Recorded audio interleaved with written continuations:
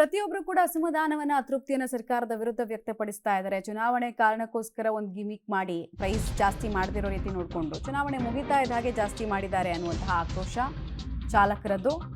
ಮೈಸೂರು ರಸ್ತೆ ಬಂಕ್ ಬಳಿ ಕೂಡ ಆಟೋಗಳು ಈಗಲೂ ಸಾಲುಗಟ್ಟಿ ನಿಂತಿದ್ದು ಕಂಡು ಬಂತು. ಎಲೆಕ್ಷನ್ ಆದ್ಮೇಲೆ ರೇಟ್ ಜಾಸ್ತಿ ಮಾಡಿದ್ದಾರೆ ಅವರು.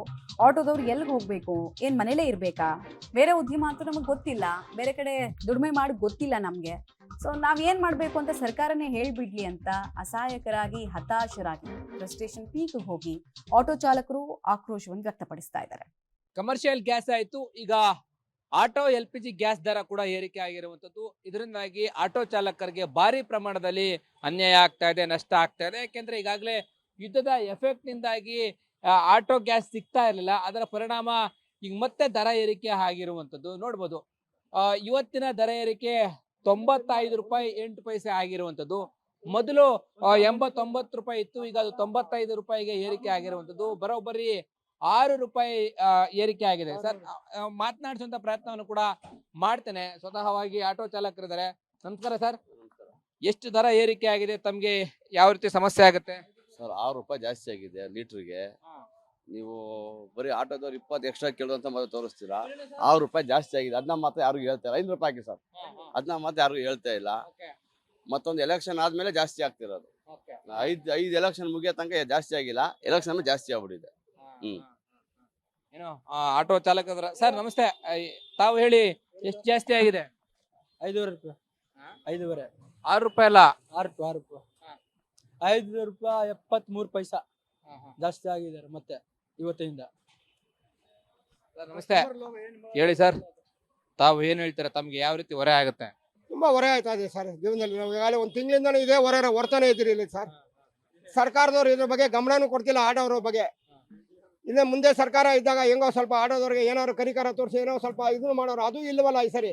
ಈಗ ಆಟೋದವ್ರ ಮೇಲೆ ಸರ್ಕಾರಕ್ಕೆ ಒಂಚೂರು ಇದೇ ಇಲ್ಲ ಯಾವುದೂನು. ಅವ್ರ ಬಗ್ಗೆ ಬೇರೆ ಬಗ್ಗೆ ಯೋಚನೆ ಮಾಡ್ತಾರೆ, ಆಟೋದ್ರ ಬಗ್ಗೆ ಯೋಚನೆ ಮಾಡ್ತಾ ಇಲ್ಲ. ಹೇಳೋದು ಚುನಾವಣೆ ಆದ ಬಳಿಕ ಈಗ ದರ ಏರಿಕೆ ಮಾಡಿರುವಂತದ್ದು ಭಾರಿ ಪ್ರಮಾಣದಲ್ಲಿ ನಷ್ಟವನ್ನ ಉಂಟು ಮಾಡ್ತಾ ಇದೆ ಅಂತ. ಈಗಾಗಲೇ ಆಟೋ ಕ್ಯೂ ನಿಂತಿರೋದನ್ನ ಗಮನಿಸ್ತಾ ಹೋಗ್ತಾ ಇದ್ರ. ಇದು ಮೈಸೂರು ರಸ್ತೆಯಲ್ಲಿ ಇರ್ತಕ್ಕಂತಹ ಆ ಬಂಕ್, ಗ್ಯಾಸ್ ಬಂಕ್ ಬಳಿ ಈಗಾಗಲೇ ಆಟೋ ಚಾಲಕರು ಸಾಲುಗಟ್ಟಿ ನಿಂತಿರುವಂತದ್ದು. ನಮಸ್ಕಾರ ಸರ್, ಈಗಾಗಲೇ 5 ರೂಪಾಯಿ 80 ಪೈಸೆ ಅಂದ್ರೆ 6 ರೂಪಾಯಿ ಜಾಸ್ತಿ ಆಯ್ತು ಅಂತ. ಅದೇ ನಿಲ್ಸ್ಕೊಡ್ಬೇಕು, ಇವಾಗ ಗಾಡಿನೇ ನಿಲ್ಸ್ಕೊಡ್ಬೇಕು ಅಂತ ಮಾಡಿರೋದಷ್ಟೇ. ಜೀವನನೇ ತುಂಬಾ ಕಷ್ಟ ಹೋಗದೆ. ಇವಾಗ ನೇಣು ಹಾಕೊಳ್ಳೋ ಪರಿಸ್ಥಿತಿ ಜನಕ್ಕೆ ಇವಾಗ ಆಟೋ ಡ್ರೈವರ್ಗಳಿಗೆ.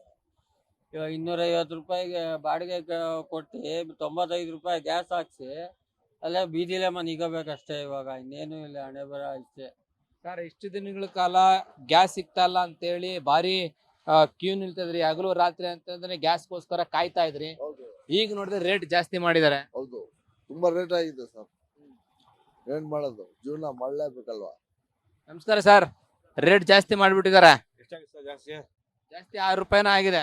ಇದು 6 ರೂಪಾಯಿ ಪರವಾಗಿಲ್ಲ. 125 130 ಅಂತವ್ರಿಗೆ ಏನ್ ಮಾಡ್ತಾ ಇದೀರಾ ನೀವು? ಆಟೋ ಡ್ರೈವರ್ ಒಂದು 20 ರೂಪಾಯಿ ಕೇಳ ಪೊಲೀಸ್ ಫೈನ್ ಹಾಕ್ತಾನೆ. ಇವ್ರಿಗೇನ್ ಮಾಡ್ತಾರೆ ಪೊಲೀಸ್ ಅವರು? ಡಿಪಾರ್ಟ್ಮೆಂಟ್ ಏನ್ ಮಾಡ್ತಾ ಇದೀವಿ ಅವ್ರಿಗೆ? ಇಂಧನ ಸಚಿವರು ಏನ್ ಮಾಡ್ತಾವನೆ? ಜ್ಞಾನ ಇಲ್ಲ ಅವ್ನಿಗೆ. ಗೌರ್ಮೆಂಟ್ ಬ್ಯಾಂಕ್ ಅಲ್ಲಿ 90 ಚಿಲ್ಲರೆ 6 ರೂಪಾಯಿ ಜಾಸ್ತಿ ಮಾಡ್ತಾರೆ. 115 130 150 ರೂಪಾಯಿ ಹಿಂಗ್ ಮಾಡ್ತಾವ್ರೆ. ಹೆಂಗೆ ಇವ್ರಿಗೆಲ್ಲ ಹೆಂಗೆ? ಇವ್ರಿಗೇನು ಪೆನಾಲ್ಟಿ ಏನಿಲ್ವಾ? ಆಟೋ ಡ್ರೈವರ್ ಮಾತ್ರ ಕಣ್ಣು ಕಾಣೋದು ಗೌರ್ಮೆಂಟ್ಗೆ. ಕೇಳಿ ಸಿದ್ದರಾಮಯ್ಯ ಸರ್, ಈ ಸರ್ಕಾರ ಒಳ್ಳೆ ತುಕಾಲಿ ಸರ್ಕಾರ ಇದು.